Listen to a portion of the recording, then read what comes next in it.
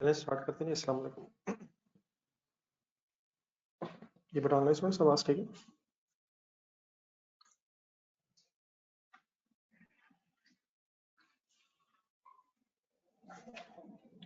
ये पेजेस आपसे शेयर हुए ये एमएफए के कौन से टॉपिक्स आपने मेरे साथ कंप्लीट करने हैं, जरा सामने रखने हैं। जरा एक लिस्ट बनी हुई है।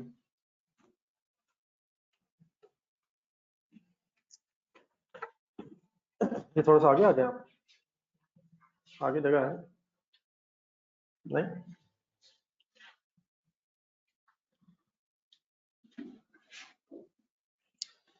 इसमें sir approximately around 55 to 60 marks finance के पोर्शन में से पेपर आता है।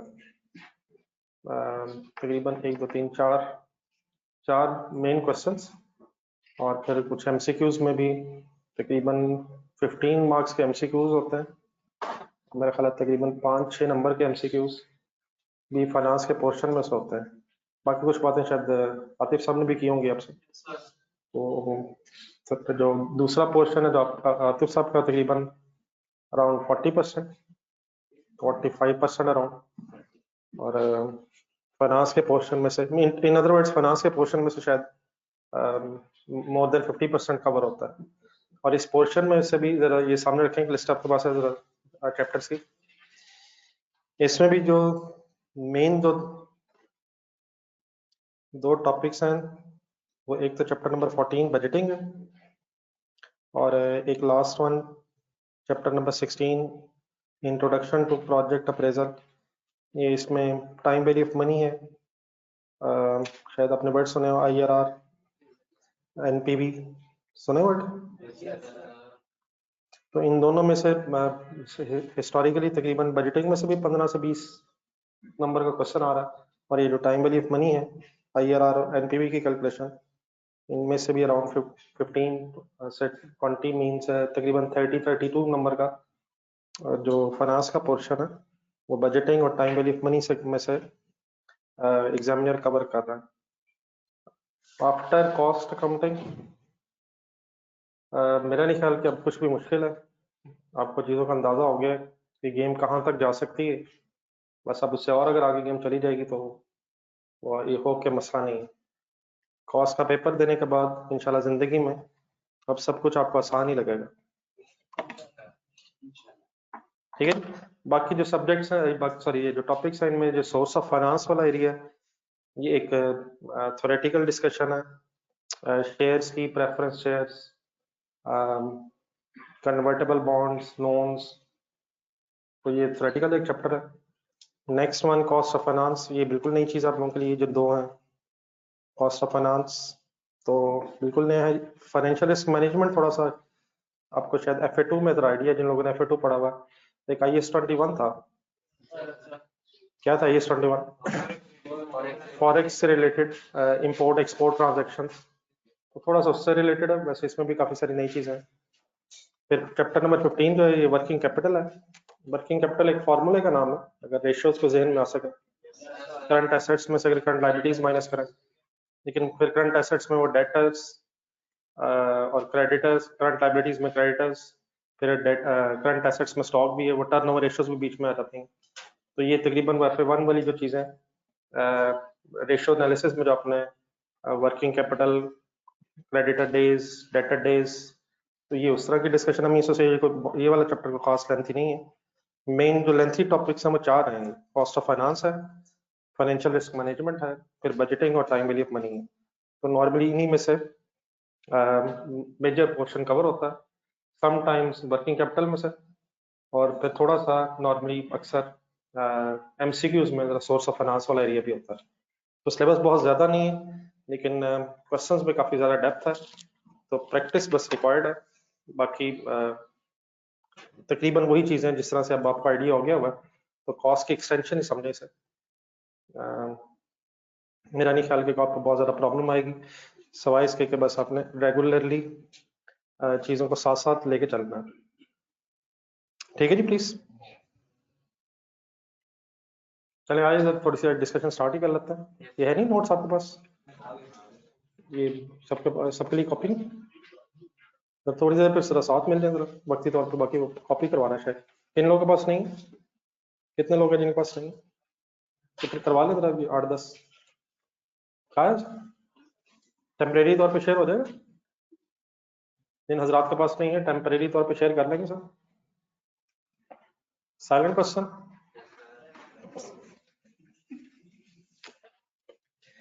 जी सर, हम डिस्कशन स्टार्ट करेंगे बजटिंग से। ये बजटिंग और इन्वेस्टमेंट अप्रेजल इनिशियली हम ये टॉपिक्स इसलिए करेंगे कि आप थ्रू आउट द सेशन फिर इसके प्रैक्टिस क्वेश्चन अटेम्प्ट कर सकें। ठीक है, तो इनिशियली इंशाल्लाह बजटिंग से शुरू करेंगे, after then time value of money.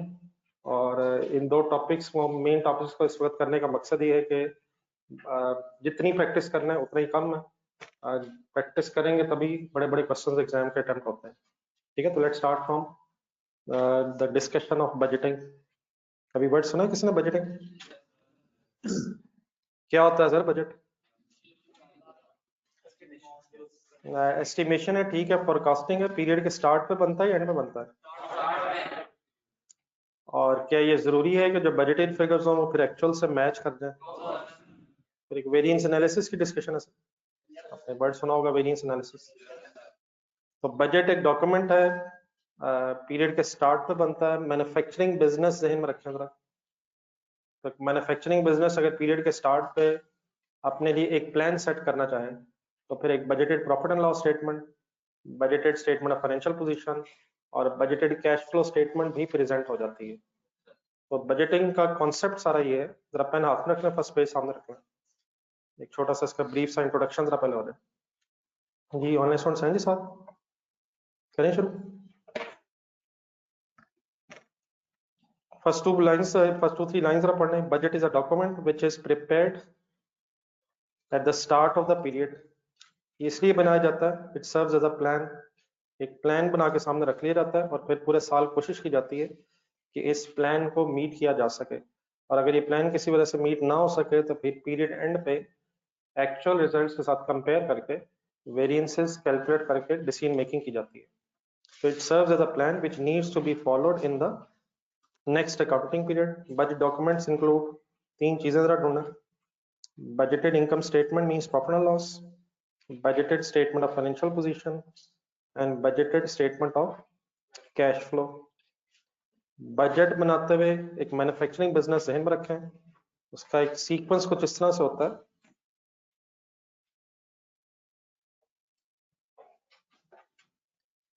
सबसे पहले एक सेल्स बजट बनाया जाता है, मींस पीरियड के स्टार्ट पे ये एनालिसिस किया जाता है कि नेक्स्ट अकाउंटिंग पीरियड में बेस्ड ऑन मार्केट सर्कमस्टांसेस हम कितने यूनिट्स बना के बेच सकते हैं। ठीक है, तो जितने यूनिट्स आप बना के बेच सकते हैं उसके बेसिस पे plan number of unit sold आ जाता है, फिर multiplied by expected sale price. तो units multiplied by sale price की बेसिस पे हमारे पास एक सेल्स बजट बन जाएगा। फिर अगर सेल्स बजट आप बना लें, जिनके पास नहीं है जरा बता दूं।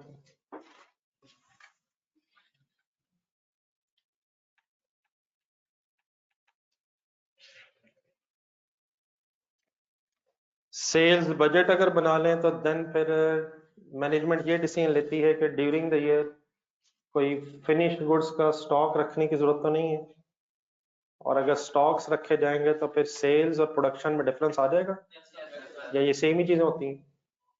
क्या यूनिट सोल्ड प्रोडक्शन के इक्वल भी हो सकते हैं?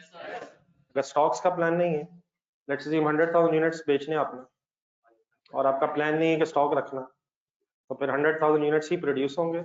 लेकिन अगर फॉर एग्जांपल 20,000 यूनिट स्टॉक भी रखना है तो फिर कितने यूनिट्स बनाने पड़ेंगे? फिर अगर 1,00,000 बेचने हैं और 20,000 स्टॉक में भी रखना है तो 1,20,000 यूनिट्स प्रोड्यूस आप करेंगे। तो what is the first step? Sales budget, और देन फिर स्टॉक्स का डिसीजन लेके आप प्रोडक्शन बजट बनाएंगे।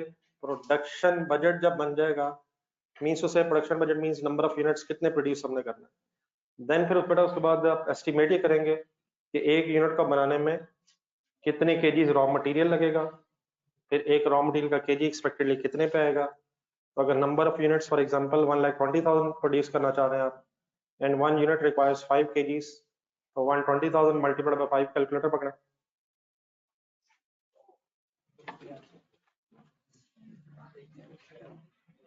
One lakh 20,000 multiplied by 5, 6 lakh क्या आया? रॉ मटेरियल केजीज आ गए। और फिर देन आप ये सोचेंगे कि नेक्स्ट अकाउंटिंग पीरियड में एक रॉ मटेरियल का केजी कितने का आएगा। फॉर एग्जांपल अगर वो 10 रुपीज का आएगा तो 6 lakh into 10 rupees, what is 6 million? Raw material budget बन जाएगा। सिमिलरली फिर आप डायरेक्ट लेबर एस्टिमेट करेंगे, 1 unit requires how many hours estimate होगा। 1,20,000 के यूनिट्स हैं, सपोज 1 यूनिट रिक्वायर्स 3 आवर्स। समझ आ रहे हैं ना प्लीज? 120 into 3, 3,60,000 आवर्स हो जाएंगे बजटेड। फिर आप ये सोचेंगे कि एक घंटे के लेबर को कितने पैसे देने हैं। सपोज अगर 7 रुपीज देने हैं तो 3 लाख इंटू 7, ये जो figure I this is direct labour cost. तो मीन्स उसे कहाँ से बस शुरू किया और उसके बाद फिर मल्टीप्लिकेशन होती जा रही है। सेल्स बजट बनाया, उससे फिर प्रोडक्शन बजट पे आए, फिर कितना रॉ मटेरियल लगेगा उसको एस्टिमेट करेंगे, रॉ मटेरियल की प्राइस एक्सपेक्टेड मार्केट में क्या होगी। पीरियड के स्टार्ट पे खड़े होके एक्सपेक्टेड फिगर्स हैं, लेकिन डेफिनेट एक्सपेक्टेशंस हिस्टोरिकल बेसिस पे भी होंगी कि पिछले पीरियड में एक यूनिट को बनाने में कितने केजीज लग रहे थे, एक केजी कितने का आ रहा था, और फ्यूचर में फिर इन्फ्लेशनरी फैक्टर्स को कंसिडर करके ये सारी फिगर्स हम कैलकुलेट करते जाएंगे। तो मटेरियल बजट, लेबर बजट बनने के बाद फिर उसके बाद फैक्ट्री ओवरहेड्स का बजट आ जाएगा। है कुछ में फैक्ट्री ओवरहेड्स? 2-3 एग्जांपल्स।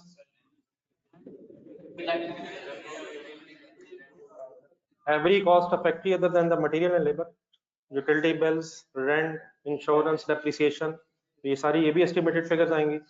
अगर ये 3 फिगर्स आपकी कंप्लीट हो जाए तो मटेरियल, लेबर और फैक्ट्री ओवरहेड्स को ऐड अप करके बजटेड मैन्युफैक्चरिंग कॉस्ट आ जाएगी।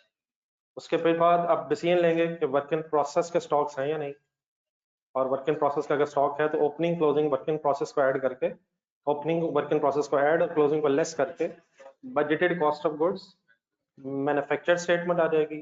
फिर फिनिश गुड्स का कंसिडर करेंगे, ओपनिंग क्लोजिंग फिनिश गुड्स, तो finally budgeted cost of sales तक हम आ जाए।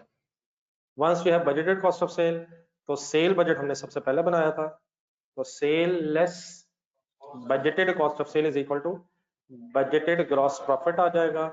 बजटेड ग्रॉस प्रॉफिट से अब आगे चलें स्टेटमेंट ऑफ प्रॉफिट लॉस में, तो अगर अदर इनकम है तो उसको एस्टिमेट कर लेंगे। देन फिर एडमिन सेलिंग एक्सपेंसेस बजटेड बनाते बनाते बनाते इंशाल्लाह बजटेड नेट प्रॉफिट आपके सामने प्रेजेंट हो जाएगा। तो प्रॉफिट एंड लॉस स्टेटमेंट बननी है, लेकिन रादर देन के डाटा एक्चुअल हो, आपको एस्टिमेट्स गिवन होंगे, आपने एस्टिमेट्स की बेस पे लॉजिकली डिसीजंस लेके स्टेटमेंट और प्रॉफिट एंड लॉस इस तरह से कंप्लीट कर लेंगे। मैं यहाँ तक जरा रुक रहा हूँ, उसके बाद फिर आगे देखते हैं। एक नजर आप इंडिविजुअली जरा देख लें कहाँ से कहाँ तक आए हम।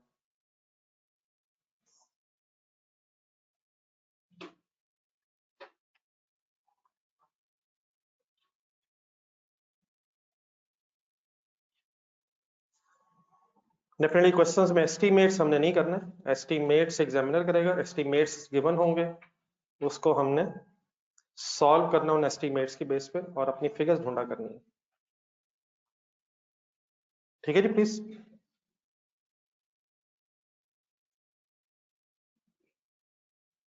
चलो आगे। देन उसके बाद सर फाइनली एक बॉक्स बना हुआ स्टेप 5, 6, 7 में, और उस बॉक्स के अंदर एक हेडिंग लिखी हुई मास्टर बजट। अगर statement of profit and loss budgeted, statement of financial position budgeted और बजटेड कैश फ्लो स्टेटमेंट बन जाए, तो इन तीनों को इकट्ठा करके फिर एक इकट्ठा वर्ड यूज किया जाता है मास्टर बजट। तो master budget means nothing accept combination of budgeted profit loss statement, budgeted statement of financial position and budgeted cash flow. अब स्टेटमेंट ऑफ प्रॉफिट लॉस तो मैंने थोड़ी सी आपके सामने डिटेल में डिस्कस की है। इसी तरह अगर वैसे just for the sake of idea, बाकी तो भी इंशाल्लाह फिगर्स ढूंढते हैं क्वेश्चंस में। अगर budgeted statement of financial position बनानी हो तो फिर जब आपकी बजटेड सेल्स हैं उसमें से आप आइडेंटिफाई करेंगे कि कैश सेल्स कितनी होंगी और क्रेडिट सेल्स कितनी होंगी। फिर जो क्रेडिट सेल्स होंगी उसके अगेंस्ट डेटर्स एक्सपेक्टेडली कितने अर्से बाद पैसे देंगे, तो क्रेडिट सेल्स की बेस पे फिर डेटर्स भी कैलकुलेट हो सकते हैं। इसी तरह परचेजेस ऑफ रॉ मटेरियल में से अगर कोई क्रेडिट परचेज एक्सपेक्टेड है तो वहां से फिर क्रेडिटर्स कैलकुलेट हो जाएंगे।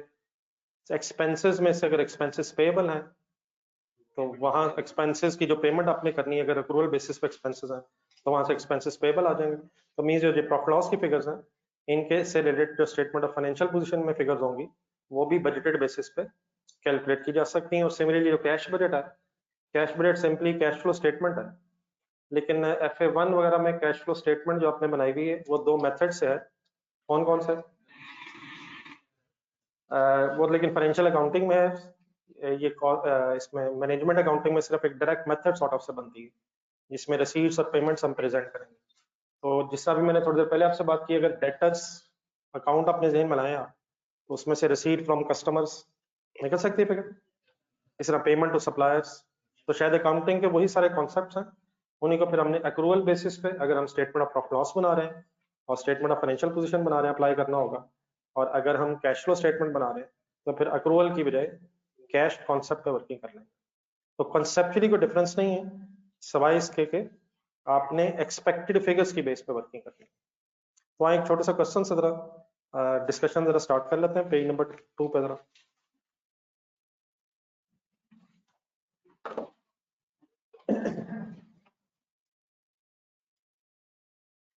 रजिस्टर्स खोलने जरा क्वेश्चन पढ़ के बस सॉल्व करते हैं।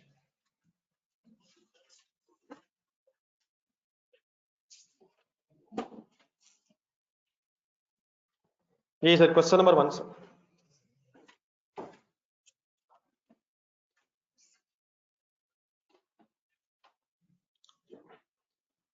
फर्स्ट लाइन से पढ़ने के बाद में रिक्वायरमेंट्स पे आते हैं।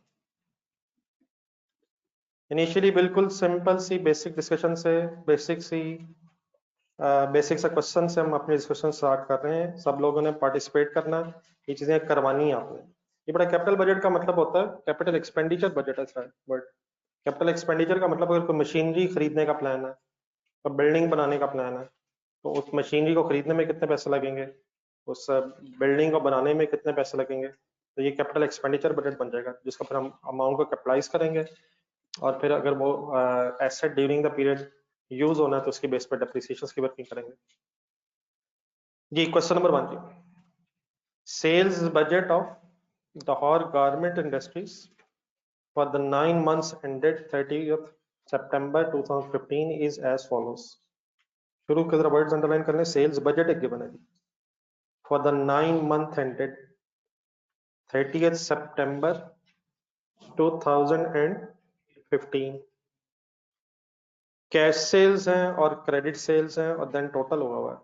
कैश सेल्स की परसेंटेज 20% है, क्रेडिट सेल्स की 80% है। जो 9 मंथ्स का डाटा है वो आपको 3 क्वार्टर्स में ब्रेक करके दिया हुआ है और बाद में टोटल हुआ है।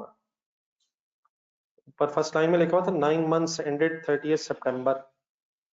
तो आपको जब इंफॉर्मेशन नीचे कॉलम्स में दी हुई है तो फर्स्ट क्वार्टर का डाटा है जनवरी फरवरी मार्च। एक क्वार्टर में कितने मंथ्स होते हैं? सेकेंड क्वार्टर में कौन से मंथ्स बनेंगे? और थर्ड क्वार्टर में, और देन सिंपली 9 मंथ्स का टोटल किया और सिंपली कैश सेल्स और क्रेडिट सेल्स का ब्रेकअप करके हमारे सामने रखा हुआ। Next line, next paragraph. In the past cost of goods sold has been 65% of the total sales। Percentages की गेम आनी है सर, जिस तरह पहले कॉस्ट अकाउंटिंग में परसेंटेजेस यूज करते थे जिससे फिगर्स आ जाती हैं, उसी तरह से यहाँ सेंटेंस पढ़े। क्या चीज किसका कितने परसेंट है?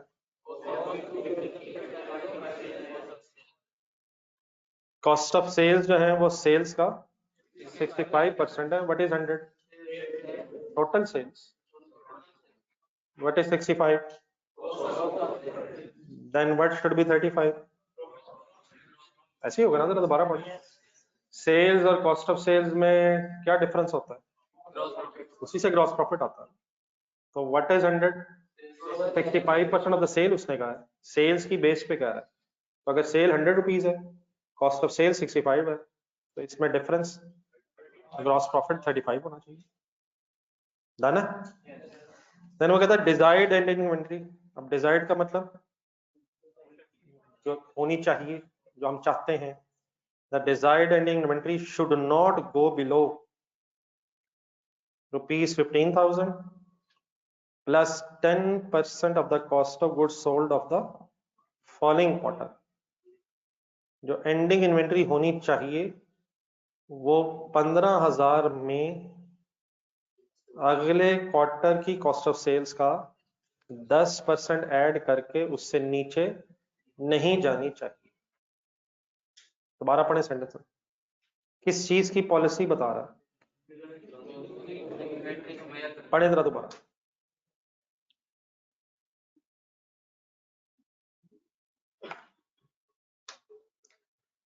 15,000 होनी चाहिए डिजायर्ड इन्वेंट्री। अगर फर्स्ट क्वार्टर में हम है तो फॉलोइंग क्वार्टर का मतलब होगा सेकंड क्वार्टर, सेकंड में है तो जो फर्स्ट क्वार्टर के अगर एंगल से बात करें तो फर्स्ट क्वार्टर के एंड पे 15,000 में जो सेकंड क्वार्टर की कॉस्ट ऑफ सेल का 10% बनेगा वो प्लस करके एंडिंग इन्वेंट्री बनेगी। ठीक है, अब ये क्वेश्चन में बस प्रॉब्लम ये आएगा कि उसने इन्फॉर्मेशन तो दी होगी लेकिन उस इन्फॉर्मेशन को फिर हमें सॉल्व करके वर्किंग करनी पड़ेगी। बात अंडरस्टैंड है, समझ गए? बाकी भी करते हैं इंशाल्लाह solve.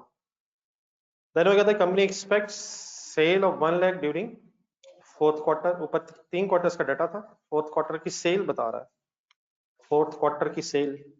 And finally the January 1 inventory was 22,000। First जनवरी पे 22,000 रुपीज की एक इन्वेंट्री की फिगर बता रहा है। हमने क्या करना है?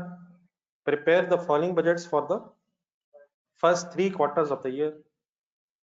Purchase budget, cost of goods sold and a closing inventory budget. और फाइनली फिर एक पॉइंट नंबर 2 भी है, compute the cost of goods sold for the entire 9 months. कैसे सॉल्व करना है मेरे साथ शुरू करना।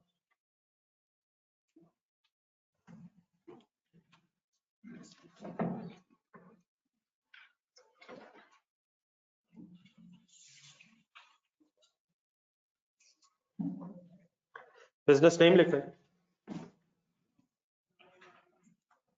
जी, ऑनलाइन स्टूडेंट्स आप भी काइंडली साथ साथ रहिएगा।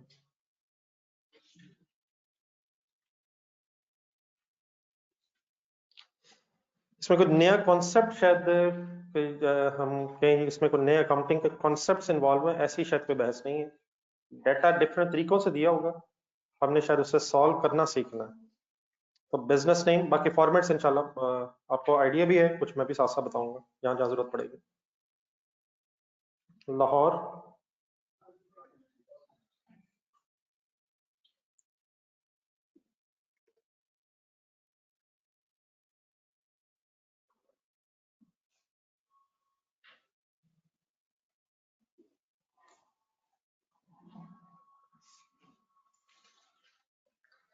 जी ऑनलाइन से कोई इशू तो नहीं स्क्रीन का या आवाज का?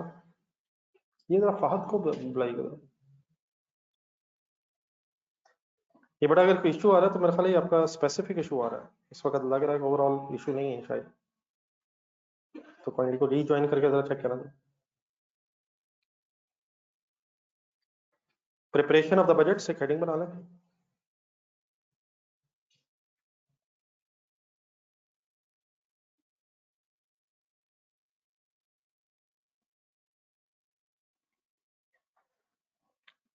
रिक्वायरमेंट ए, सबसे पहले कौन सा बजट मांग रहा है? Purchase budget.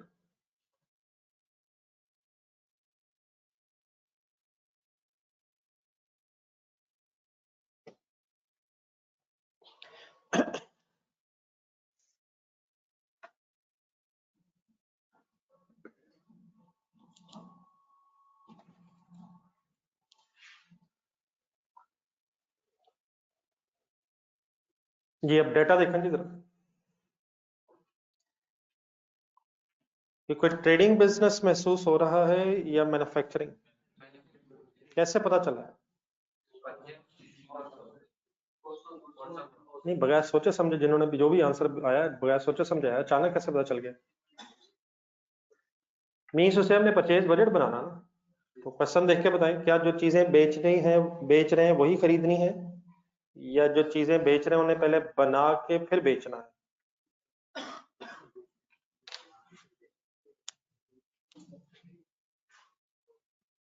ये जरा इधर ही रहिएगा जरा, ताकि इश्यूज का मुझे पता चल जाए। जी सर, मैन्युफैक्चरिंग बिजनेस का कैसे पता चलेगा? नहीं इंडस्ट्री से नहीं पता, फिर यार या कोई प्रोडक्शन वर्ड होगा या कोई रॉ मटेरियल, डायरेक्ट लेबर को फैक्ट्री वर्ड, इस तरह की बहस होगी। सिंपली क्या बताया हुआ, क्या क्या डाटा चलो देख के बताएं। एक सेल बताई हुई है, सेल्स के अलावा एक कॉस्ट ऑफ सेल की इंफॉर्मेशन है और उसके बाद स्टॉक्स की इंफॉर्मेशन है। तो आई थिंक कोई raw material, work in process, finish goods की बहस नहीं है। शायद जो चीजें खरीद रहे हैं, शायद जो चीजें बेच रहे हैं उन्हीं को खरीदना है। व्हाई इट इज इंपॉर्टेंट, अपने जहन में जरा एक रॉ मटेरियल का लेजर खोला जरा। अगर रॉ मटेरियल की परचेज तक पहुंचना हमने, कंसंट्रेट करें ये प्लीज, वही सारी बहस है। कभी सोचा है रॉ मटेरियल का ब्रॉड डाउन हो सकता है, परचेजेस उसमें ऐड हो रही होंगी, क्लोजिंग बैलेंस ऑपोजिट साइड पे होगा और रॉ मटेरियल फिर कंज्यूम होता है, वर्क इन प्रोसेस में जाता है, जिसकी डबल एंट्री आपके जहन में आ रही है, work in process debit material credit, लेकिन वो कंज्यूम्ड मटेरियल है। तो अगर तो हमने रॉ मटेरियल की परचेज ढूंढनी होती तो फिर इसी लेजर को रीअरेंज किया जा सकता है। अगर हमें क्लोजिंग रॉ मटेरियल मिल जाए, कंज्यूम्ड रॉ मटेरियल मिल जाए और ओपनिंग रॉ मटेरियल माइनस कर दें तो हमारे पास रॉ मटेरियल परचेज आ जाएगी। लेकिन अगर ट्रेडिंग बिजनेस है तो अब जरा कंज्यूम की बहस नहीं आएगी। अब स्टॉक का लेजर नहीं, अभी भी जल्दी नहीं, अभी भी स्टॉक का लेजर जहन में लाए। लेकिन अब स्टॉक का कौन सा लेजर, शायद जो चीजें खरीदी उन्हीं को बेचना है। तो अब ट्रेडिंग बिजनेस में ओपनिंग स्टॉक होगा, परचेजेस होंगी, क्लोजिंग स्टॉक क्रेडिट साइड पे होगा और कॉस्ट ऑफ सेल्स होगा। जो चीजें खरीदनी है उन्हीं को बेचना होगा। सेल्स होंगी क्रेडिट साइड पे या कॉस्ट ऑफ सेल्स, सेल्स या कॉस्ट ऑफ सेल्स है, स्टॉक की बहस हो रही है। तो अब अगर ट्रेडिंग बिजनेस है तो फिर closing stock plus cost of sales और माइनस ओपनिंग स्टॉक करके परचेजेस तक पहुंच जाएंगे। तो it is important first of all कि रॉ मटेरियल की कोई परचेज होनी है या जो फिनिश गुड्स बेच रहे हैं उन्हीं की परचेज होनी है। तो क्योंकि कोई इंफॉर्मेशन ऐसा नहीं है कि परचेजेस ऑफ रॉ मटेरियल है, मैन्युफैक्चरिंग बिजनेस है, इसलिए शायद हम इस तरह से वर्किंग कर सकते हैं। सेल्स गिवन है हमें, कैलकुलेटर जरा पकड़ना हाथ में, नीचे एक परसेंटेज दी हुई है कॉस्ट ऑफ गुड्स सोल्ड की। अगर सेल्स की फिगर को 65% से मल्टीप्लाई करें तो क्या चीज आ जानी चाहिए, कॉस्ट ऑफ सेल। फिर अगर हम स्टॉक्स ढूंढ लें, क्लोजिंग ओपनिंग, जिस तरह स्टॉक की पॉलिसी दी हुई है, तो कॉस्ट ऑफ सेल्स में क्लोजिंग स्टॉक ऐड कर लें। ये समझ आ रहा है, ऐड करना है, ऐड कर लें या लेस कर लें। हाँ जी, मतलब रीअरेंज कर रहे हैं ना हम। तो स्टॉक के लेजर को अगर जहन में रख लें, brought down stock, purchases of stock, closing stock, और ट्रेडिंग बिजनेस के एंगल से बात करो, कॉस्ट ऑफ सेल्स। तो अगर सेल्स गिवन हो और परसेंटेज ऑफ प्रॉफिट दी हुई है या percentage of cost of sale दी हुई है, तो कॉस्ट ऑफ सेल अगर हम आइडेंटिफाई कर लें और फिर क्लोजिंग स्टॉक मिल जाए तो ये दोनों फिगर्स आपस में ऐड हो जाएंगी। ओपनिंग स्टॉक मिल जाए तो माइनस करके हम परचेजेस की बैलेंसिंग फिगर तक जा सकते हैं। अगर किसी सिचुएशन में कॉस्ट ऑफ सेल्स निकालनी पड़ जाए तो opening stock plus purchases minus closing stock हो जाएगा।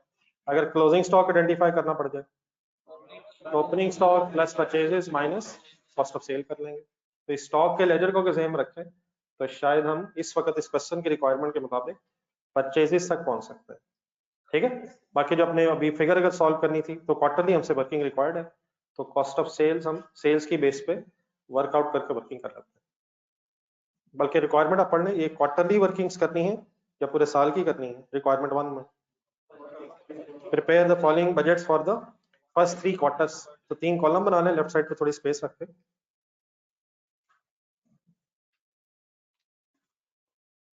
First quarter, second quarter and third quarter.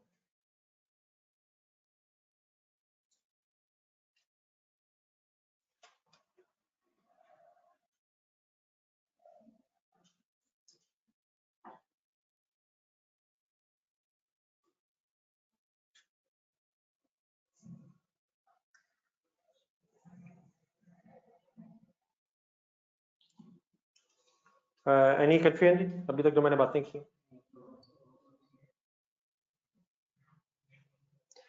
Working statement form में ही करेंगे, लेकिन स्टेटमेंट को बनाते हुए अपने जहन में प्लस माइनस करने के लिए एक लेजर रख लेना चाहिए।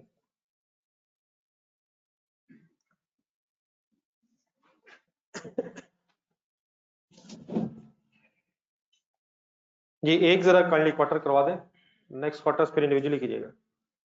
फर्स्ट क्वार्टर की वर्किंग सबसे पहले मुझे सेल्स लिखवा दें, लिखने से पहले काइंडली जरा वर्किंग करवा दें फर्स्ट क्वार्टर। फर्स्ट क्वार्टर की सेल्स, सेल्स अगर वर्ड यूज कर रहे हो हम तो कैश सेल्स या क्रेडिट सेल्स, दोनों का मतलब सेल, total sale. So what is the sale of first quarter? 90,000। Then यहां से कैलकुलेट कर दें कॉस्ट ऑफ सेल्स। कैसे वर्किंग करो? 90,000 डिवाइडेड बाय 100 मल्टीप्लाइड बाय 65। यकीनन आप लोगों ने 65% बोला, लेकिन आई होप जो आपने बोला मैंने भी वही किए। आंसर है आपका 58,500। अब अपने जेहन में प्लीज स्टॉक का लेजर लें, कॉस्ट ऑफ सेल्स आ गई है। नेक्स्ट अब इसमें क्या लिखूं? परचेजेस पे आना ना यार, इसमें क्या ऐड होना और क्या लेस होना? क्लोजिंग ऐड होगा और ओपनिंग लेस होगा, तो क्लोजिंग इसलिए पहले लिख रहा हूँ कि ऐड होना है, और देन फिर उसमें से ओपनिंग स्टॉक माइनस कर दूंगा। क्या जेहन में रख रहा हूँ और क्या कर रहा हूँ और स्टेटमेंट बना रहा हूँ। लेकिन डेफिनेटली ये सेल ऊपर जो मैंने स्टार्ट में लिखी जस्ट इसलिए ताकि जरा फिगर प्रेजेंट हो जाए, वरना शायद इस सेल का नीचे वर्किंग से ताल्लुक नहीं है। ये अपने जी स्टॉक की पॉलिसी जरा पहले वर्किंग करवानी है प्लीज। क्लोजिंग स्टॉक पढ़े, वो पॉलिसी पहले पढ़े, वो अप्लाई करवाना।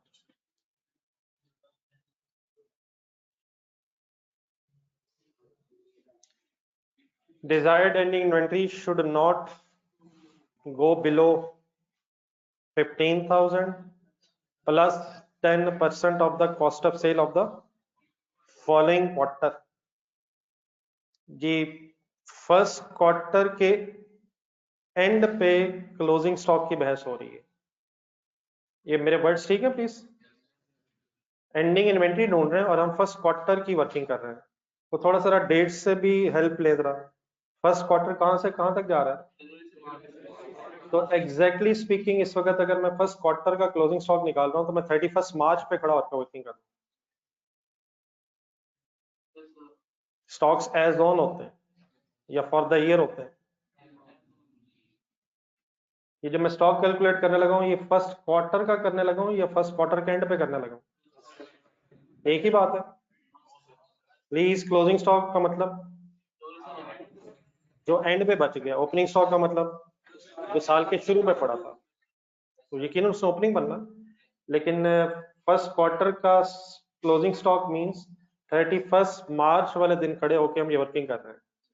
तो 15,000 तो उसने एज इट इज बताया, उसमें फिर प्लस होनी है नेक्स्ट पीरियड की, नेक्स्ट क्वार्टर की कॉस्ट ऑफ सेल की 10% फिगर। तो कैलकुलेटर उठाएं, नेक्स्ट क्वार्टर कौन सा होगा अगर फर्स्ट क्वार्टर के एंड पे खड़े? Second quarter. सेकंड क्वार्टर की सेल क्या है? 140 मल्टीप्लाइड बाय 65% करें। ये क्या आया?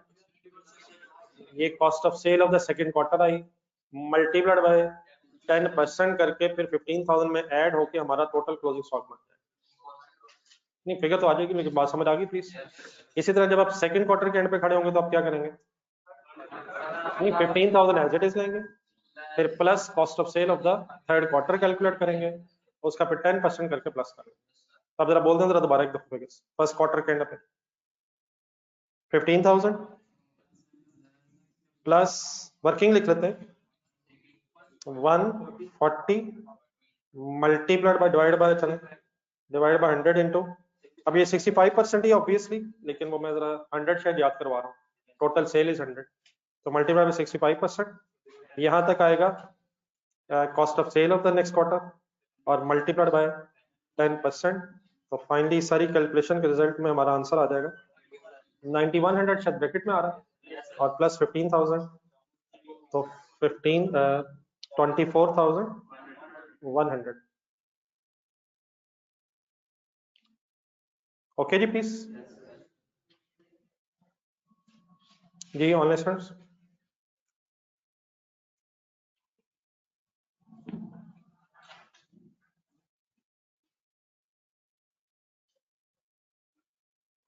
Any confusion?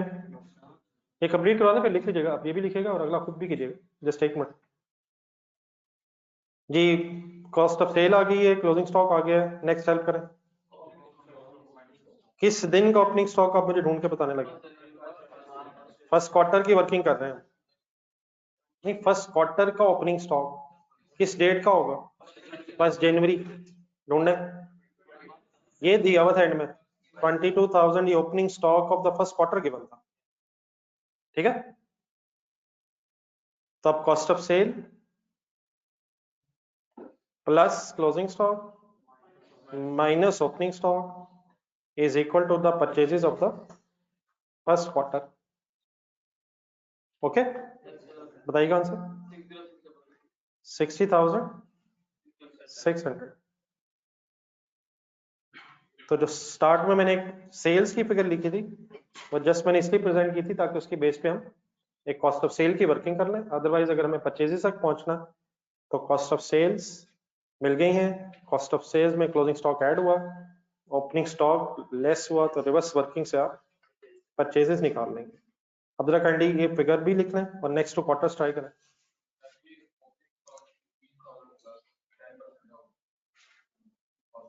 नहीं, ओपनिंग स्टॉक अब गिवन है, अगर ये गिवन ना होता तो फिर हम निकाल लेते।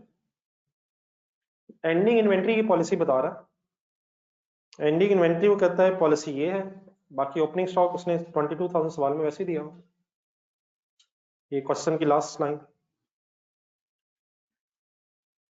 डिजायर्ड एंडिंग इन्वेंट्री की पॉलिसी बता रहा है 15,000 plus 10% cost of sale of the next quarter. और 1 जनवरी का जो ओपनिंग, जो 1 जनवरी का स्टॉक है वो तो स्टेट में गिवन है, ठीक है। इसके साथ बल्कि लिख लें गिवन फिगर।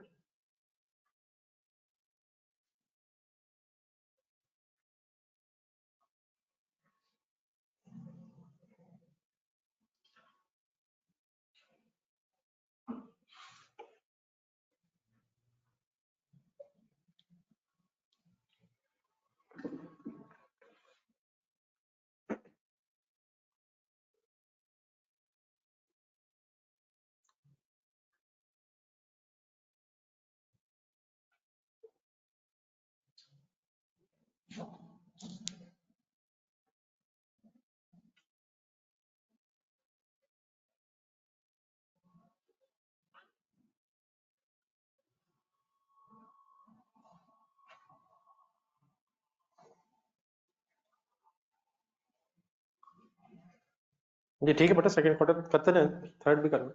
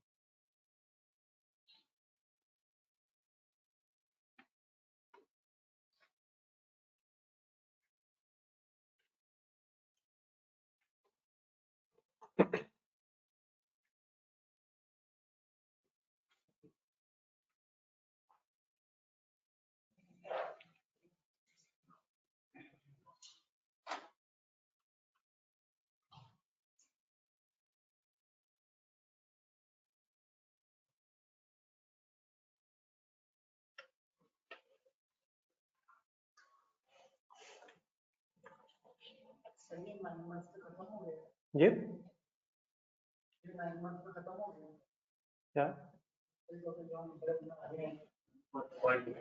उसने सवाल में कह रही फर्स्ट 3 क्वार्टर्स बनाना है।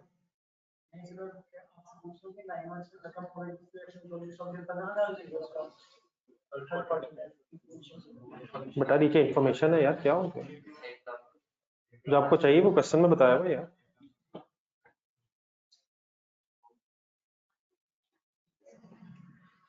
जो आपको थर्ड क्वार्टर में रिक्वायर्ड है वो उसने ऊपर की बजाय नीचे दिया हुआ यार।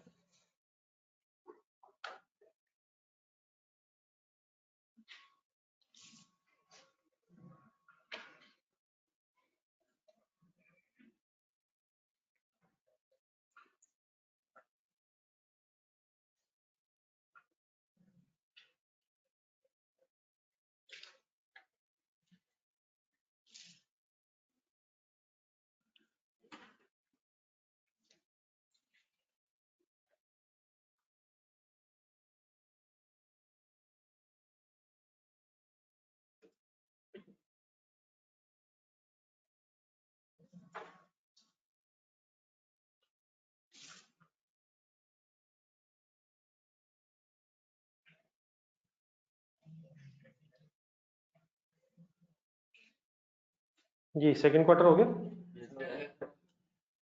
जी, क्लोजिंग स्टॉक 21,825, ठीक है।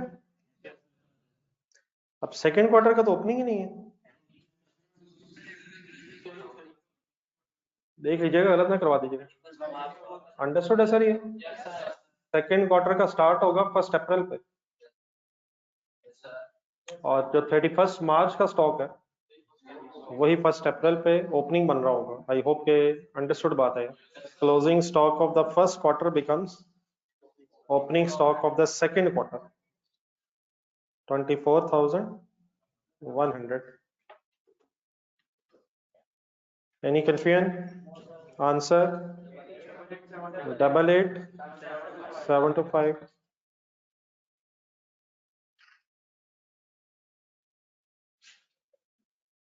थर्ड क्वार्टर की कॉस्ट ऑफ सेल बनी, अब थर्ड क्वार्टर के एंड पे जो क्लोजिंग स्टॉक की वर्किंग करनी है उसके लिए हमें नेक्स्ट क्वार्टर की कॉस्ट ऑफ सेल निकालने के लिए फोर्थ क्वार्टर का डाटा चाहिए। तो फोर्थ क्वार्टर का बड़ा डाटा उसने ऊपर टेबल में नहीं दिया, नीचे इन्फॉर्मेशन दी थी उसने। Company expect sales of 1 lakh during the fourth quarter, नीचे इन्फॉर्मेशन थी, मिल गई थी। 15,000 plus 1 lakh divided by 100 into 65 plus 10% into 10%, 22,000,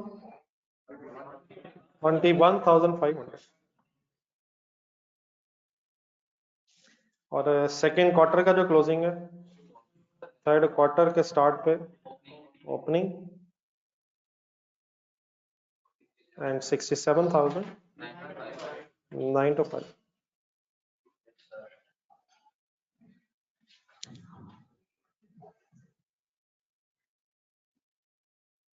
ji online students हो गया बेटा।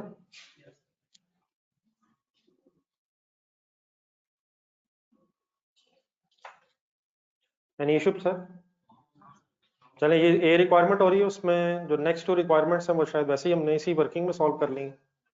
ढूंढने जरा, कॉस्ट ऑफ सेल निकाल ली हुई है हमने और क्लोजिंग इन्वेंट्री भी। तो अब उसने एग्जामिनर ने मांगा तो एक एक लाइन में बस दोबारा फिगर्स लिख दें। वैसे तो इसी वर्किंग में शायद सब कुछ की जरूरत पड़ेगी। कॉस्ट ऑफ गुड्स सोल्ड वैसे simply another name of cost of sales है, ये भी रखिएगा but cost of goods sold word सुना कभी? तो cost of goods sold is simply another name of cost of sales. तो कॉस्ट ऑफ गुड्स सोल्ड हम फाइंड आउट कर चुके हैं, क्वार्टरली जो फिगर्स आई हैं उनको बस जस्ट प्लेस करना है, फर्स्ट सेकंड थर्ड क्वार्टर।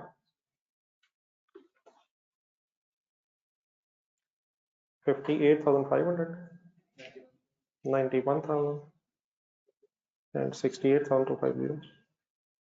और इसी तरह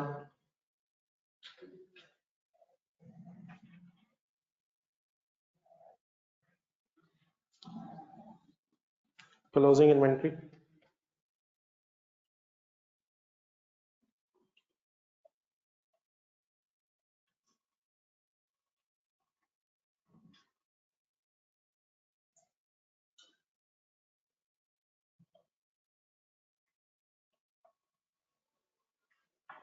24,100, 21,825।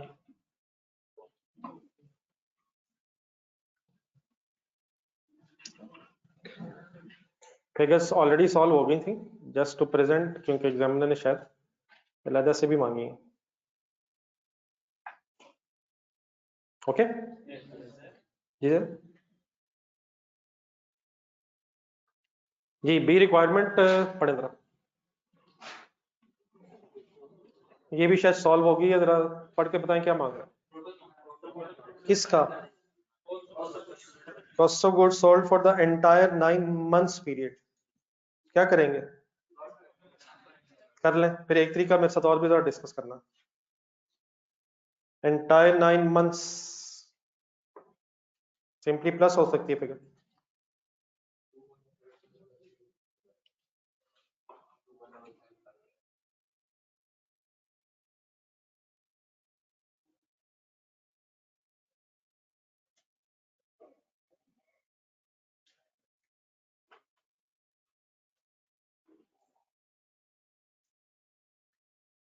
58,500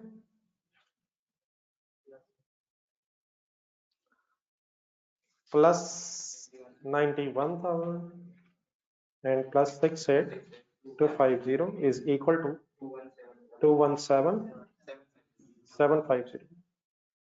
लेकिन ये फिगर लिख के जरा एक और वर्ड भी लिखें।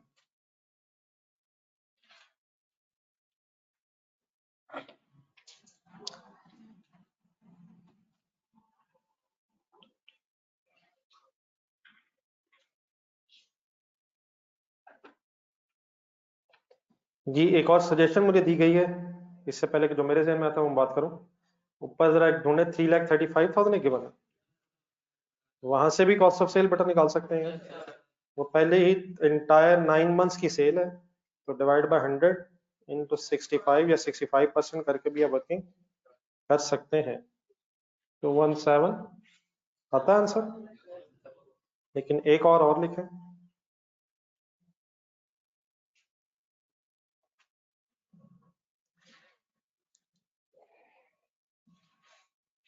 स्टेटमेंट ऑफ प्रॉफिट और लॉस जरा जहन में लाएं यार। कॉस्ट ऑफ सेल्स की बचपन से कैसे वर्किंग करते हैं आप? Cost of sales opening stock plus purchases minus closing. तो ये जरा एंटायर 9 मंथ्स के एंगल से उसी तरह वर्किंग करवाएंगे जरा। एंटायर 9 मंथ्स का opening stock plus purchases minus closing stock, जरा इस तरह भी एक वर्किंग करवाएं। इसमें जरा मुझे खतरा है कि प्रॉब्लम आ सकती है आप लोगों को। ये समझ रहे हैं मैं क्या कह रहा हूँ? एंटायर का मेरा मीनिंग ये है कि अब मैं इकट्ठा देखने लगा हूँ 1 जनवरी से लेकर 30 सितंबर तक। तो ओपनिंग स्टॉक उठाऊंगा प्लस परचेजेस लूंगा और माइनस क्लोजिंग स्टॉक करके भी हमारा कॉस्ट ऑफ सेल का आंसर आना चाहिए। तो पहले जरा काइंडली लिखवाना है आपने, जरा मैं जरा देखना चाह रहा हूँ कि आप क्या करेंगे। एंटायर 9 मंथ्स के एंगल से कॉस्ट ऑफ सेल कैलकुलेट करने लगा हूँ, बताएं ओपनिंग स्टॉक। बस ठीक है, वही हो गया जो मुझे खतरा था। और नंबर 1 वही खतरा हुआ है कि बताइए किसी ने नहीं मेरे भाई, असल खतरा ये हुआ है। Please suggest me what is opening stock. अब बेटा ये ओपनिंग स्टॉक किसे कहेंगे हम? ये तीनों क्वार्टर्स को ओपनिंग स्टॉक जमा कर लेंगे। ओपनिंग स्टॉक का क्या मतलब होगा? अगर मैं एक मंथ की वर्किंग कर रहा हूं तो what is the meaning opening stock? Month के स्टार्ट की बात कर रहा हूं। और what is the meaning closing stock? Month के एंड की बात कर रहा हूं। अगर मैं पूरे साल की वर्किंग करूं तो ओपनिंग स्टॉक मींस साल के शुरू में पहले दिन जो स्टॉक था, और क्लोजिंग मीन जो साल के एंड पे था। इस तरह तो नहीं करना है कि स्टॉक्स के ओपनिंग जमा कर लेने, हर दिन का ओपनिंग स्टॉक 365 दिनों का ओपनिंग स्टॉक आ गया, हर दिन का क्लोजिंग स्टॉक। तो ओपनिंग स्टॉक एज ऑन है। और अगर मैं 9 मंथ्स की बात कर रहा हूं तो आई एम टॉकिंग अबाउट 1 जनवरी, 1 मार्च नहीं बेटा, 1 जनवरी। तो what is the opening stock of 1 January? Comfortable है? अब क्या करूं? परचेजेस बताएं। परचेजेस भी एज ऑन होंगी या फॉर द पीरियड होंगी?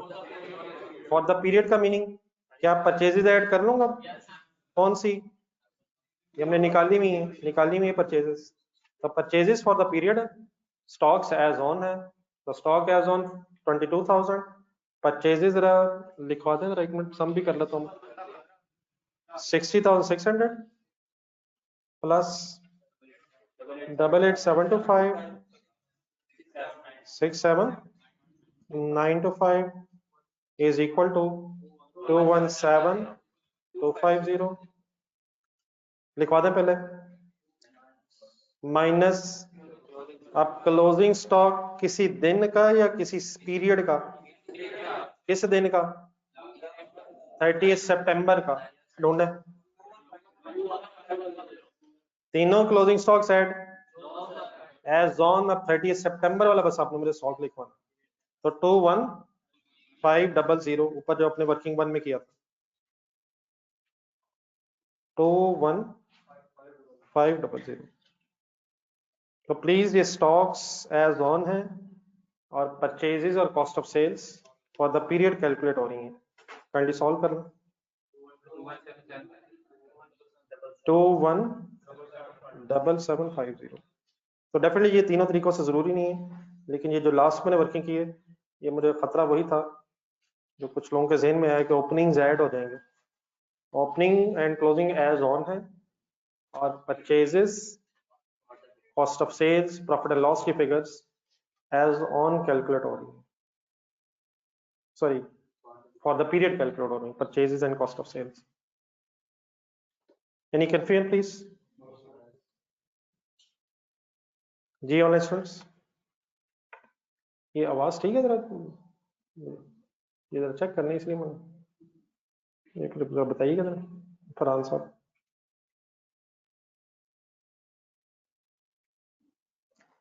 चलिए एक और क्वेश्चन कर लें आज, क्वेश्चन नंबर 2। जरा थोड़ा सा एक कॉन्सेप्ट डेवलप हो रहे, इंशाल्लाह फिर मेन क्वेश्चंस कल स्टार्ट करेंगे।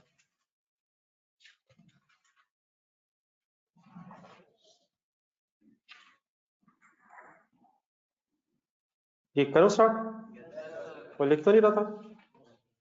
लिखे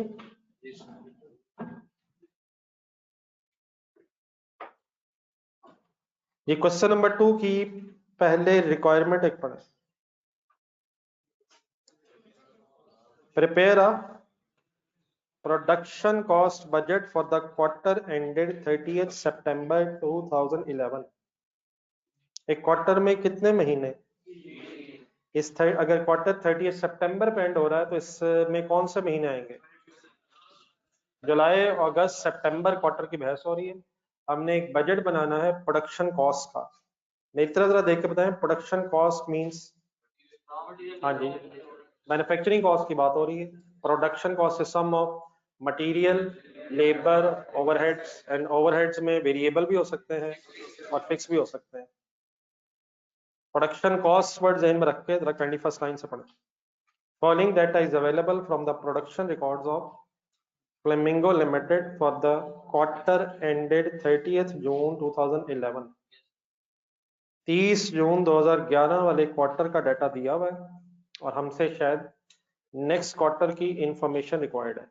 एक बहुत अच्छा सवाल है, इन अ सेंस है तो छोटा सा, लेकिन शायद जो आपने पहले पढ़ा हुआ है उसकी एक बेहतरीन रिवीजन आ रही है। डायरेक्ट मटेरियल के सामने 1,20,000 रुपया लिखा हुआ है।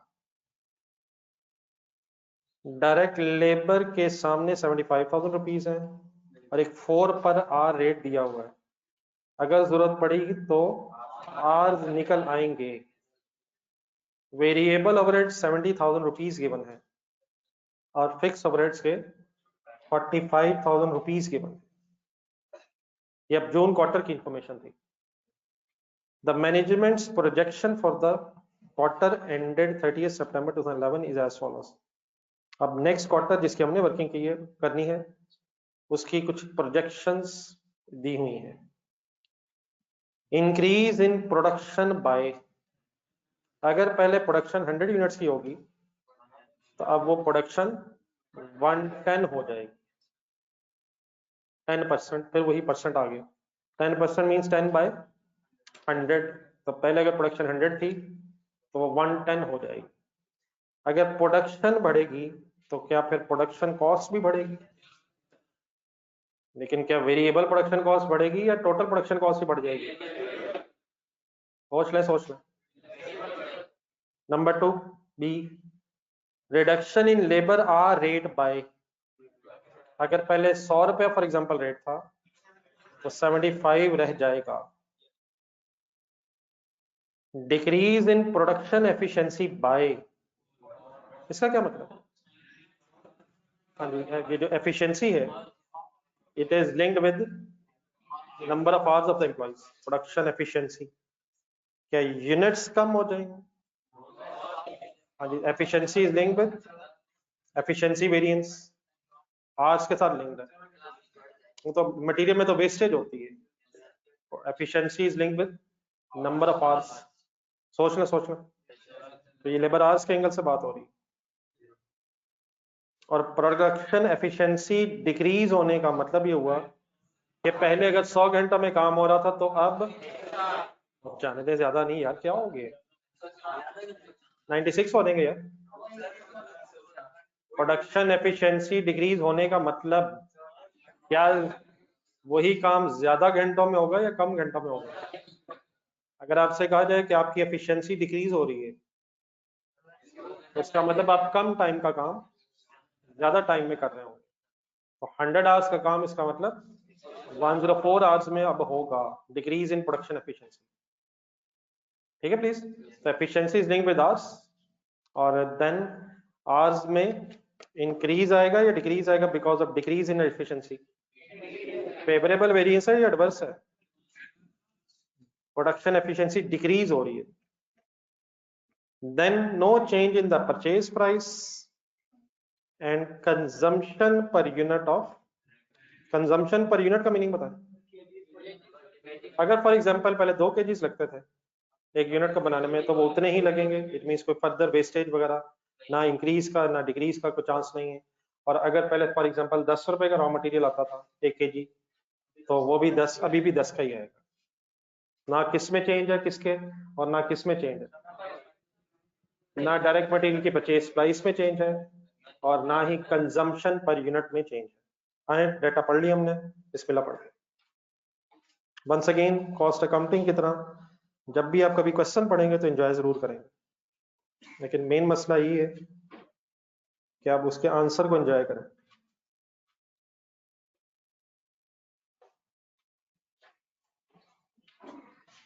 लेकिन ये फॉर्मेलिटीज पूरी करें, business name, production budget for the quarter ended,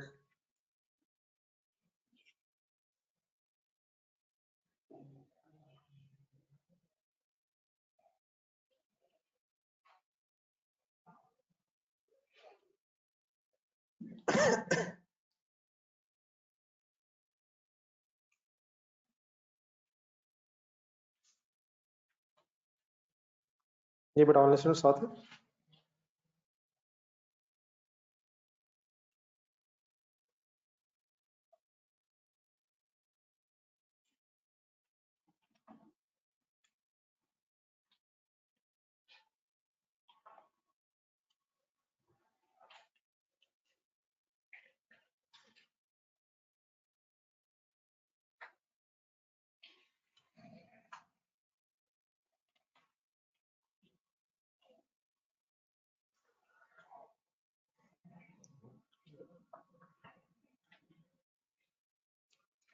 ये मेरी पूरी ख्वाहिश है कि मैं बताऊं नहीं बल्कि लिखूं,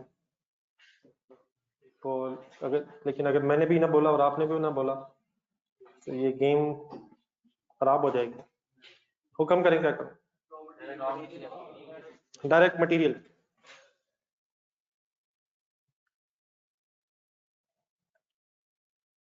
जी बताएं डायरेक्ट मटेरियल के सामने क्या लिखूं?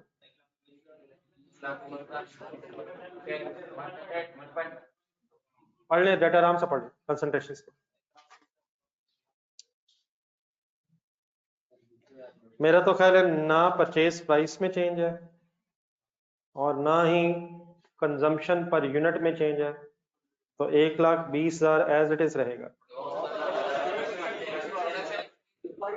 क्या बढ़ने की वजह से अगर क्या और क्या नहीं भी बढ़ा तो क्या बढ़ जाएगा?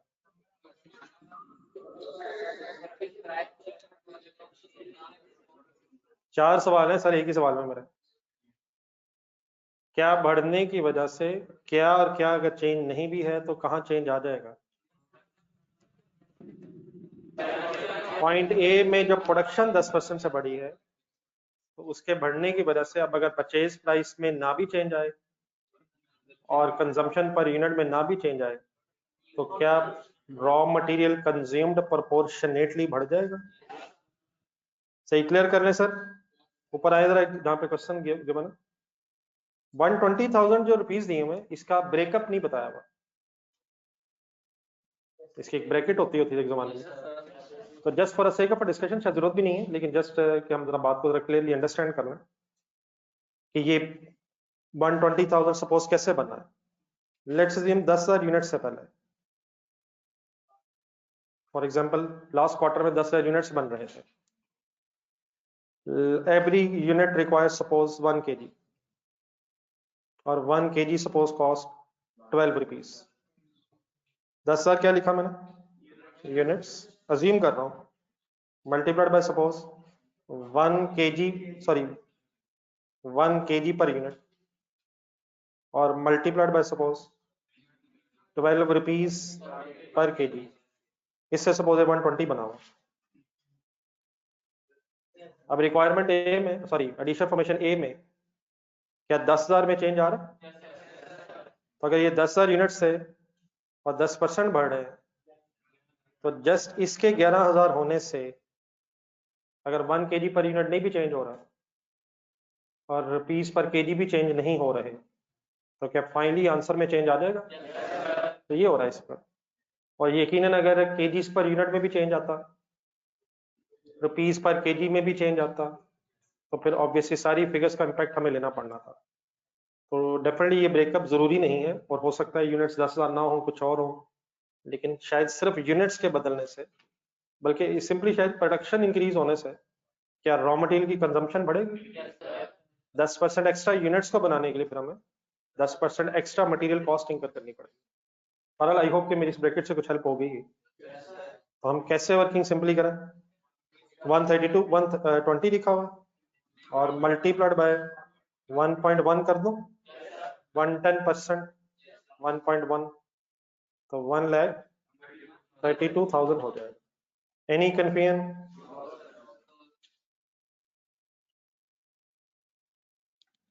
जी ऑनलाइन स्टूडेंट्स,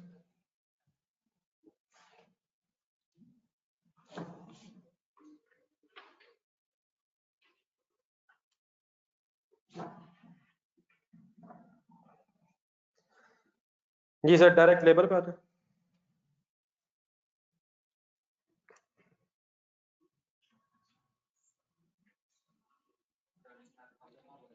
डायरेक्ट लेबर में कुछ इन्फॉर्मेशन ऐसी है जिसको फर्दर शायद यूज कर लिया जाए अगर डिटेल में समझने के लिए। शायद उसके अंदर एग्जिस्टिंग आवर्स कैलकुलेट करते हैं, ऊपर एक ब्रैकेट बना लें 75,000 के साथ।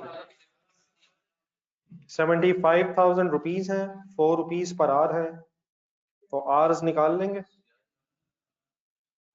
75,000 डिवाइड बाय 4 तो असल में 18,750 मल्टीप्लाइड बाय 4 हुआ।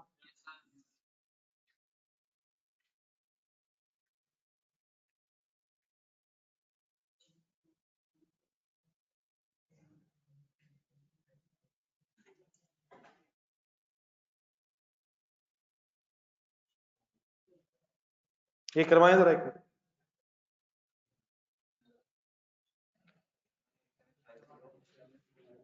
वन 18750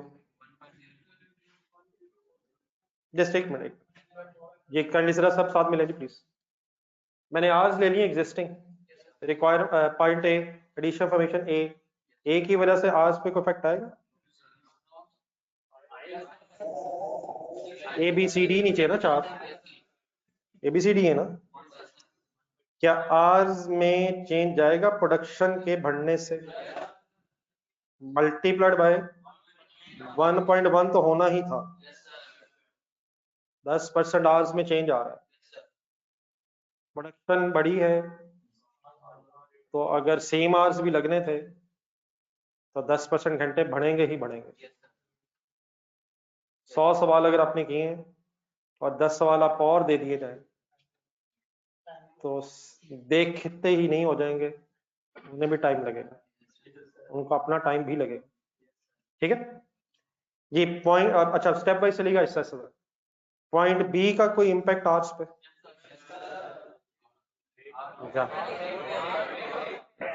इस कॉन्फिडेंस से यस यार, मैंने कहा शायद आपका और मेरा पॉइंट बी और है, बड़े इसका हद तक कॉन्फिडेंस, मैंने बड़ा सोच समझ के सवाल पूछा था। क्या पॉइंट बी का आवर्स पे कोई इफेक्ट आएगा? रेट पे आएगा, रेट पे मैं वर्किंग करूंगा बाद में, भी मैं आवर्स निकाल रहा हूँ। पॉइंट सी क्या इम्पैक्ट आएगा? 1.04 ओके, 104%।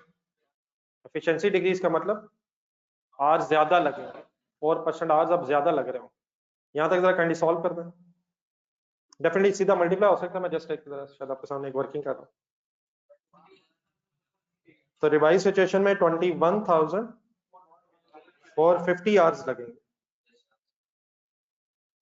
Any confusion?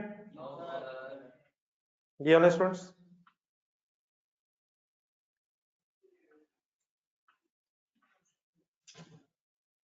चलो आगे। देन बताएं एग्जिस्टिंग रेट क्या है? 4। पॉइंट ए की वजह से 4 पे इफेक्ट, प्रोडक्शन बढ़ने से रेट नहीं बढ़ेगा, पॉइंट सी की वजह से रेट पे इफेक्ट, एफिशिएंसी डिक्रीज होने से या इंक्रीज होने से भी रेट पे इम्पैक्ट नहीं आएगा। हाँ, बी की वजह से मल्टीप्लाइड बाय 25% कम होना रेट तो 75%, विच मीन शायद 3 हो जाएगा, और 3 multiplied by hours finally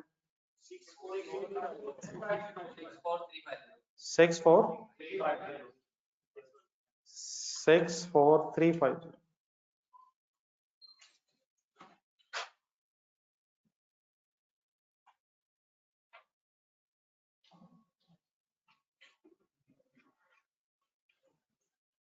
Any confusion?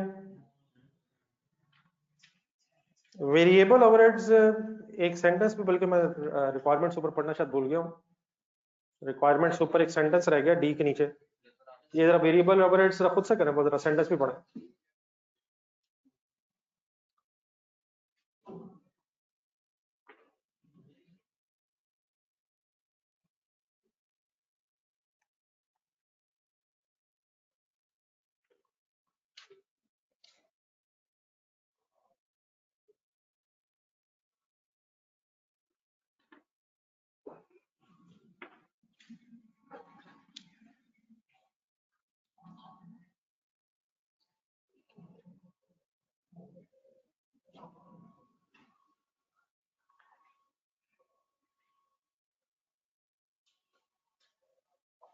जी मेरा ख्याल ठीक है फिगर बेटा।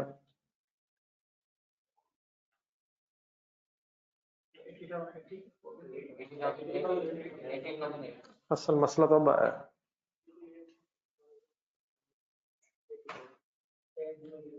ठीक है सही है, जो असल मसला वो मेरा ख्याल है किसी को समझ आ गई होगी मेरी बात। जी वेरिएबल ओवरहेड्स मेरा तो ख्याल है, सोच लिया, मेरा तो ख्याल है 70,000 दिए सेम ही रहेंगे यार। एक लास्ट सेंटेंस आपने पढ़ा इंडिविजुअली रिक्वायरमेंट्स ऊपर, उसकी बेस पे 70,000 की भी एक ब्रैकेट बन सकती है इन क्वेश्चन, ये पढ़ लिया रिक्वायरमेंट्स ऊपर एक लाइन, variable overheads are allocated to production on the basis of direct labour hours, यहां से इसका एक रेट भी निकल सकता, शायद कंपल्सरी तो नहीं है शायद, लेकिन बहरहाल इस लास्ट लाइन को समझने के लिए ये बात समझ आ गई प्लीज। वेरिएबल ओवरहेड्स किसकी बेसिस पे है, इसका क्या मतलब बना फिर, क्या ये 70,000 रुपया 18,750 आवर्स का वेरिएबल ओवरहेड्स का खर्चा है? तो इससे हम क्या फाइंड आउट कर सकते हैं, तो 70,000 डिवाइडेड बाय 18,750 एक रेट पर, वेरिएबल ओवरहेड्स का रेट पर आर निकल सकता है तकरीबन 3.73 और 3333 चल रहा है आपका और मेरा आंसर। अब राउंडिंग ऑफ की वजह से शदीद खतरा है कि थोड़ा सा डिफरेंट हो सकता है, लेकिन काइंडली उससे पहले जरा मेन चीज सुन लीजिएगा। अब ये शायद ब्रैकेट ना भी बनती तब भी वर्किंग तो हो सकती है, लेकिन मैं जरा पहले ब्रैकेट के एंगल से समझा दूं, उसके बाद फिर आप अदरवाइज भी अगर वर्किंग की आपने तो बता दीजिएगा। अब ओरिजिनली आज से 18,750, लेकिन अब रिवाइज सिचुएशन में डायरेक्ट लेबर के आवर्स कितने हो जाएंगे, अब ये variable overheads direct labour hours के साथ लिंक्ड है, तो अगर आवर्स लेबर के ज्यादा होंगे तो क्या वेरिएबल ओवरहेड्स भी अकॉर्डिंगली ज्यादा हो जाएंगे। वेरिएबल ओवरहेड्स की कोई आसान एग्जांपल्स जिस तरह पहले मैं कहता था वो अभी भी जहन में रखा करें, नीचे जरा एक नोट्स पढ़े, 2-3 नोट लिखे हुए हैं, नहीं वेरिएबल ओवरहेड्स की एग्जांपल्स, बल्कि नोट ना पढ़े वैसे मुझे बताएं, बाद में पढ़िएगा नोट। वेरी ओवरहेड्स में को variable, electricity bill, fuel charges, तो रिपेयर मेंटेनेंस में भी मशीनरी की, लेकिन इलेक्ट्रिसिटी बिल वेरी करेगा किसके साथ, और अगर नंबर ऑफ लेबर आवर्स के में ये वेरिएबल ओवरहेड्स इंकर हो रहे हैं, तो अगर एम्प्लॉइज ज्यादा टाइम बैठेंगे तो अकॉर्डिंगली ज्यादा टाइम की बिजली का खर्चा होगा, एम्प्लॉइज अपने पैसे लेंगे और उसी टाइम पीरियड में इलेक्ट्रिसिटी, और अगर जनरेटर वगैरह चलेगा तो उसकी फ्यूल कॉस्ट भी इंकर होगी। तो कितने आवर्स रिवाइज सिचुएशन में लग रहे हैं, 21,000, ये तो एज इट इज ही है ना, तो 21,450 आवर्स और मल्टीप्लाइड बाय, अब एक 3.73 मैंने कैलकुलेट किया था वेरिएबल ओवरहेड्स का रेट, क्या प्रोडक्शन बढ़ने से वेरिएबल ओवरहेड्स का रेट बढ़ेगा। बी पॉइंट देखें, क्या एम्प्लॉइज के अर्ली रेट्स के कम ज्यादा होने से बिजली के बिल का रेट भी चेंज होगा? ये जरूरी नहीं लिंक्ड हो, ये हो भी सकता है और नहीं भी हो सकता। वेरिएबल ओवरहेड्स की अगर अलग शायद इन्फॉर्मेशन होती तो रेट उसी के साथ वेरी करता, उसी के साथ चेंज होना था। तब बी में लेबर रेट तो चेंज हो रहा है, लेकिन को वेरिएबल ओवरहेड्स में जरूरी नहीं है कि उसी प्रोपोर्शन से चेंज आए जिस प्रोपोर्शन से लेबर के रेट में चेंज आ रहा है। और अगर एम्प्लॉइज ने इनएफिशिएंटली काम किया है तो उससे वेरिएबल ओवरहेड्स के रेट पे इंपैक्ट नहीं आएगा। ठीक है प्लीज? क्या वेरिएबल ओवरहेड्स का रेट बदल सकता है? बदल सकता है, लेकिन जरूरी नहीं है कि ए, बी और सी की वजह से बदले।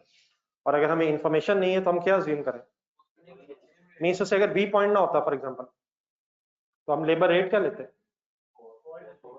अगर जब हम लेबर की वर्किंग कर रहे थे तो हम 4 ही लेते। ना प्रोडक्शन के बढ़ने से और ना एफिशिएंसी के डिक्रीज होने से रेट ऑफ लेबर पे कोई इम्पैक्ट आना। हाँ, वो हमें पता चल गया अकॉर्डिंग टू क्वेश्चन कि लेबर रेट में चेंज आ रहा है, इसलिए हमने अकॉर्डिंगली वर्किंग कर ली थी। तो यहाँ क्या चीज आएगी? 3.73 रेट आएगा। अब जिन्होंने वो 733 लिखा होगा, और अगर मैं सिर्फ 73 लिख रहा हूँ, तो मेरे और आपके आंसर में थोड़ा सा डिफरेंस आ सकता है। तो काइंडली उसकी बजाय मेन चीज पे डिस्कशन कीजिएगा। मेरा ख्याल है कि मेरा इस वक्त आंसर 8, बता दें क्या आ रहा है? 80009 आएगा मेरा ख्याल, मेरी फिगर। ये सॉल्व कीजिएगा।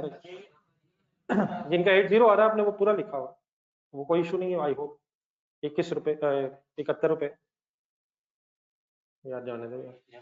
मुझे लगता है सारे पेपर में यही करते रहे आप। मेरा ख्याल है कि पेपर में याद भी नहीं रहता कि क्या हो रहा है, राउंड ऑफ और ये। तो आपने अगर 3 लिखा हुआ है तो आपने रेट निकाला होगा ना 70,000 डिवाइड बाय, तो आपने अगर पूरा कैलकुलेटर का रेट यूज किया होगा तो आपका 80 आंसर आ गया। और अगर मैंने राउंड अप करके लिखा तो आई होप कि इस पे बहस की जरूरत नहीं है। आपने वैसे वर्किंग कैसे की आप लोगों ने? डायरेक्टली की है? नहीं, डायरेक्टली भी शायद हो सकती है, लेकिन कैसे करेंगे? 70,000 लेंगे तो 1.1 करेंगे, प्रोडक्शन के इजाफे से वेरिएबल कॉस्ट बढ़ेगी। और 1.04 क्यों करेंगे? नहीं, वो ठीक है, क्यों करेंगे? क्योंकि ये वेरिएबल वर्ड्स आवर्स की बेस पे, लेबर आवर्स की बेस पे, इसलिए ये करेंगे, इसलिए ये करेंगे। बचपन अगर आपको याद आए तो some time variable word machine hours के साथ लिंक्ड होते हैं, और अगर वो मशीन आवर्स से लिंक्ड हो तो फिर सी का इम्पैक्ट नहीं आएगा इस पर। प्रोडक्शन बढ़ने का तो इम्पैक्ट आएगा, और अगर प्रोडक्शन बढ़ी है तो मशीन आवर्स भी अकॉर्डिंगली ज्यादा लगेंगे। लेकिन फिर लेबर एफिशिएंसी में अगर चेंज आ रहा है और मशीन आवर्स में वेरिएबल ओवरहेड्स है, फिर ये 1.04 शायद ना आता। और मेरा ख्याल आंसर सेम ही आ रहा होगा। अब इस तरह आप सॉल्व करेंगे, अगर सेम नहीं आ रहा, अब इस तरह सॉल्व करेंगे आप तो ये 80080 आ रहा होगा। उसकी वजह ये कि अब ये इसमें हम राउंड ऑफ कुछ नहीं कर रहे, तो पूरे 70,000 इंटू 1.1 इंटू 1.04 है। तो आई होप कि राउंडिंग ऑफ के अलावा कोई इशू नहीं है, और वो इशू तो फिर शायद कभी भी अब रिजॉल्व नहीं हो सकता। हाँ, वो तो रेट आया ना, 70,000 डिवाइड बाय 18750 से क्या आया? ये वही है ना 3.73। ओहो, ये मैं कह रहा हूँ ना 3.73 आया ना आपका। तो आपने अब वो सॉल्व नहीं किया तो वो पूरा ही रेट चला, और फिर बाद में आपने मल्टीप्लाई बाय 21 सर किया। ये किया हमने भी, ये किया, मैंने वो सॉल्व कर दिया। मैंने 3.73 सॉल्व करके लिख दिया। आप अपने कैलकुलेटर ही को चांस दे रहे हैं, और आपका कैलकुलेटर पे बड़ा तेज है, वो पूरी स्क्रीन को यूज कर रहा है। ठीक है सर? एनी कंफ्यूजन जी online students? Any other confusion? देखें कुछ रह गए? फिक्स्ड ओवरहेड्स भी इंडिविजुअली जरा करें, और जाने दें यार। प्रोडक्शन बढ़ने से फिक्स्ड ओवरहेड्स में चेंज नहीं आएगा। लेबर रेट के कम होने से, लेबर एफिशिएंसी के कम होने से क्या फिक्स्ड ओवरहेड्स में कभी चेंज नहीं आता? इन्फ्लेशन से चेंज आ जाता है, एक्टिविटी से चेंज नहीं आएगा। Irrespective of activity level, fixed overheads का टोटल वुड रिमेन सेम, और we have no information about fixed overheads, और देयरफॉर 45,000 शुड बी सेम, चाहे प्रोडक्शन बढ़ भी रही है। ठीक है प्लीज? लेकिन बहरहाल इन्फ्लेशन अगर होती तो यकीनन फिक्स्ड ओवरहेड्स मींस रेंट वगैरह इन्फ्लेशन से बढ़ जाते हैं, but doesn't very with the total fixed overheads, does not very with the activity level. I hope clear हो गया प्लीज। तो टोटल प्रोडक्शन कॉस्ट 321,359 या 430, जो भी आपका आगे अल्हम्दुलिल्लाह ओके हो गया। 09 अगर है तो 359 है, और अगर 80 है तो 430 है। आई होप के जो भी हुआ है समझ के किया। जी ऑनलाइन स्टूडेंट्स, आपका कोई क्वेश्चन?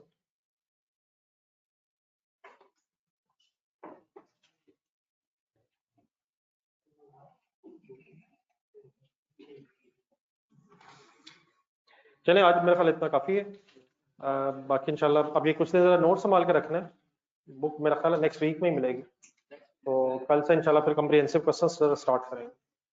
ठीक है प्लीज? जी ठीक है बेटा ऑनलाइन स्टूडेंट्स, अल्लाह हाफिज।